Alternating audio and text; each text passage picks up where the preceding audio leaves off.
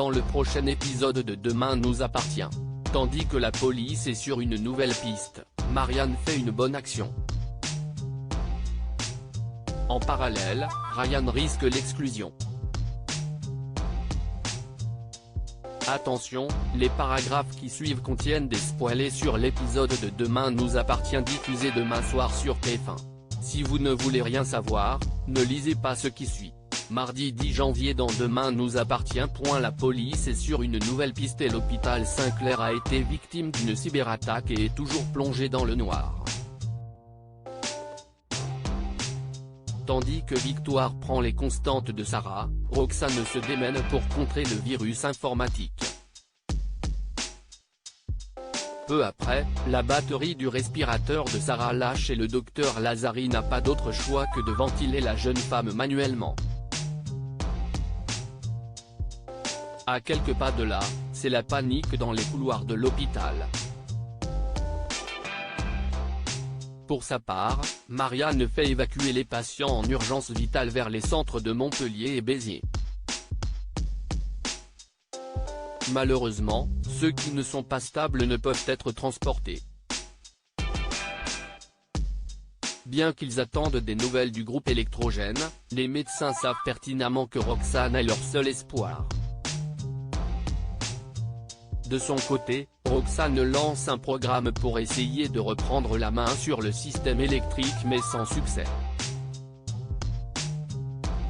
Finalement, le groupe électrogène prend le relais et l'électricité revient. Le lendemain, Aurore débarque à l'hôpital pour comprendre ce qu'il s'est passé. Comme Sarah a survécu au crash d'avion et qu'elle a manqué de mourir à cause de la cyberattaque, la policière est désormais certaine que sa collègue est visée pour atteindre Aurélie Doumergue. Même si elle est certaine que personne n'a pu remonter jusqu'à elle, Roxane comprend rapidement que The Skull, un hacker qu'elle semble connaître, pourrait être à l'origine de tous ces malheurs. Pendant ce temps, Chloé et Alex se rendent au chevet de Sylvain. Christelle, qui a eu peur de perdre son mari à la suite de la panne d'électricité, explique alors à ses amis que le docteur Doumaz a été obligé d'extuber son mari pour que Nord puisse le ventiler. À bout, Christelle culpabilise d'avoir poussé son mari à aller courir pour maigrir plus vite. Comme elle est épuisée, Chloé l'invite à aller boire un café pour se changer les idées. Une fois seul avec son ami, Alex le supplie de tenir le coup. Au commissariat, Georges, Aurore et Lisa mènent l'enquête sur Simon Calfan, alias The Skull. Selon leurs informations, le hacker a été libéré de prison 2 semaines plus tôt après avoir été arrêté par Sarah et Roxane pour siphonnage et revente de données personnelles. Comme le virus a été introduit pendant la mise à jour du système avec une ligne de code typique de Calfan, Aurore pense qu'ils détiennent leur homme. Non loin de là, Stéphane est libéré.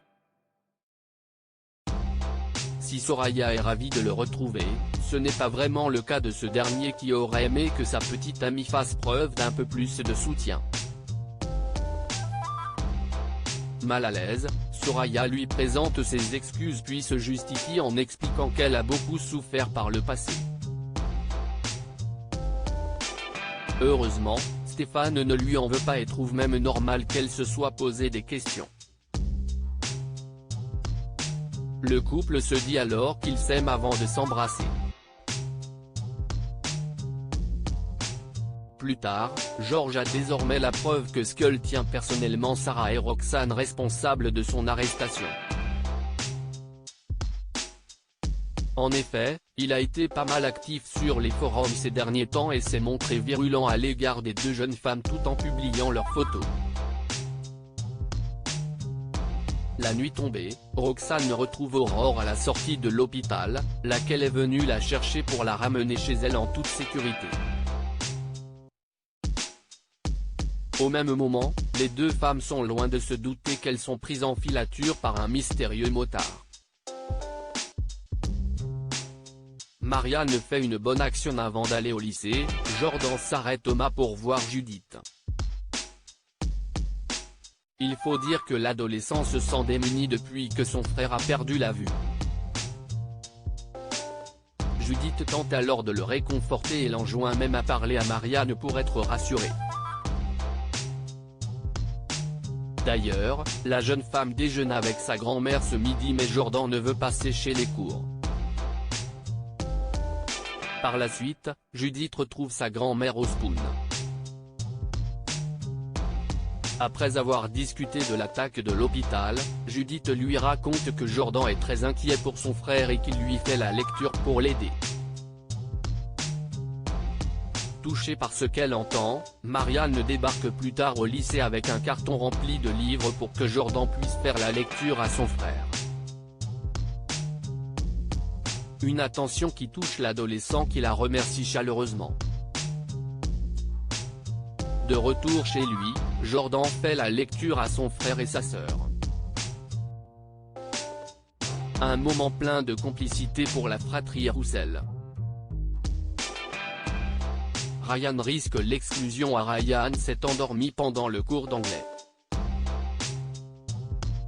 Lorsqu'Alma le réveille en lui demandant de faire son exercice, l'adolescent rétorque qu'il l'a déjà terminé depuis longtemps.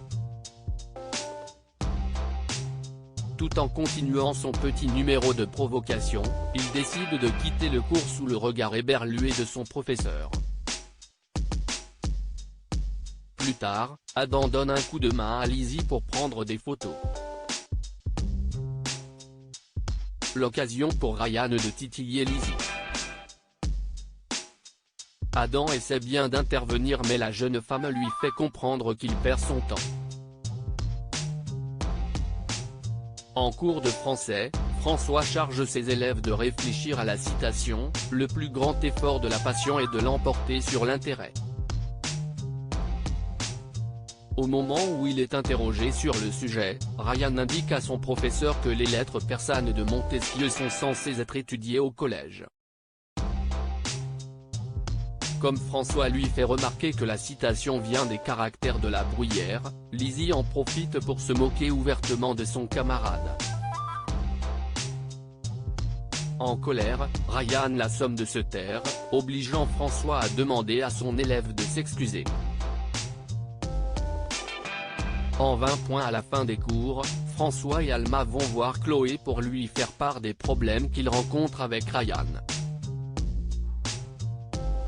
Dans la mesure où il a besoin d'être recadré sévèrement, Chloé le convoque dans son bureau et pour lui signaler que son deuil ne lui donne pas tous les droits. Si elle choisit de ne pas le sanctionner, elle lui fait cependant comprendre que s'il ne se calme pas, ce sera le conseil de discipline.